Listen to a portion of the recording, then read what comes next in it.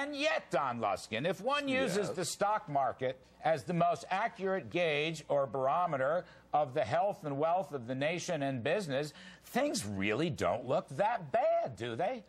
No, they certainly don't. The bears and the bond geeks have taken their best shot, man. This is meltdown, crisis, Armageddon, train wreck, Goddardammerung, and the S&P is only down 5.4% from all-time highs a month ago. If you can't take a 5.4% fluctuation, Larry, get into stamp collecting, not investing. This is nothing. This isn't even a correction. This is nothing. Don Luskin, are you out there? You've been on holiday, too, looking at all the great Eastern colleges of the United States. We won't talk about the liberal ideology there. That's for another segment, but I appreciate...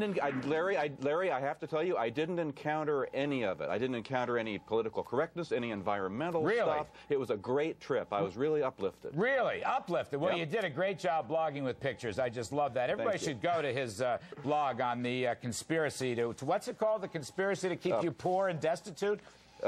Poor and stupid. Poor and go stupid. to poorandstupid.com. Very good. Now let's bring in another great American, Jack Barujan. Jack, you've heard the debate.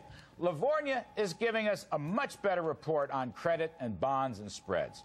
Gary Schilling, on the other hand, is stuck in a Kansas tornado.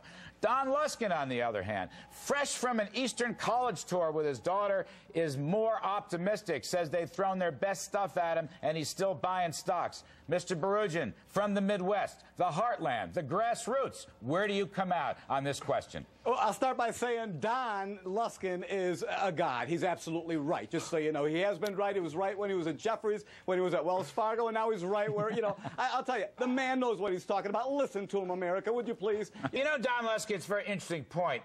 You can look at the headlines on mortgage company layoffs. Okay, we know about that. The financial services like Bear Stearns and Lehman are laying off a small amount of people. But in the Schumpeterian sense of gales of creative destruction, every month, as you probably know, we lose a lot of jobs, but we gain more jobs. And I want to ask you, we've had good numbers on industrial production, good numbers on retail sales, very decent numbers on CapEx. Unemployment claims are low, Don. We got a new jobs report coming up at the end of the week. What's your take here? Hey, look, show me a bad number. You know, as far as I'm concerned, this whole thing is just a trumped-up story by the bears, like all of the other ones that we've had during this whole bull market. I just think it's completely immaterial. This too shall pass. It's just simply a panic, and it will blow over. You like the cyclicals? We have to be very. I think you really make a good point by bringing up Schumpeterian creative destruction. You know, we talk about that, but this kind of thing is the test of our free market convictions. We have to be willing to let destruction take place, to let creative destruction take place, and that is why I hope we don't get into a bailout of any kind of people with houses in foreclosure or Wall Street firms that lent to them or anything else. We've got to let the markets work this out. Well, don't you think it's a good idea to have sweeping congressional legislation? I mean, for example, that would give the class action tort lawyers a tremendous new boom there. Maybe we could create jobs among class action lawsuits with a new tsunami that would destroy all the rest of mortgage credit. That's I have one word on that, Larry. That word is not. Not.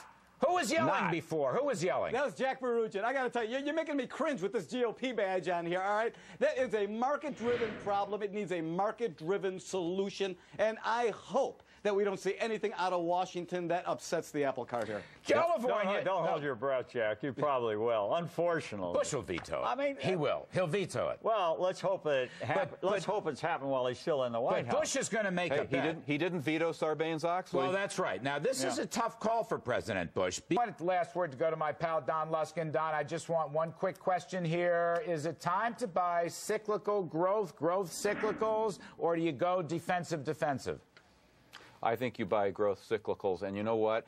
I'm going to just bang the drum even harder for my old favorites, the inflation plays, basic materials and energy. You know why? Because if you're right and the Fed ends up cutting rates here and makes the helicopter drops of money that you want them to make, I don't think they will, but if you're right, I'm going to take back my prediction of gold 1,000 and make it gold 2,000. You want to be in those inflation plays. Actually, I got some guys coming up later in the show that think if the Fed cuts the rate, the dollar goes up, gold goes down. But I want to give you one more chance.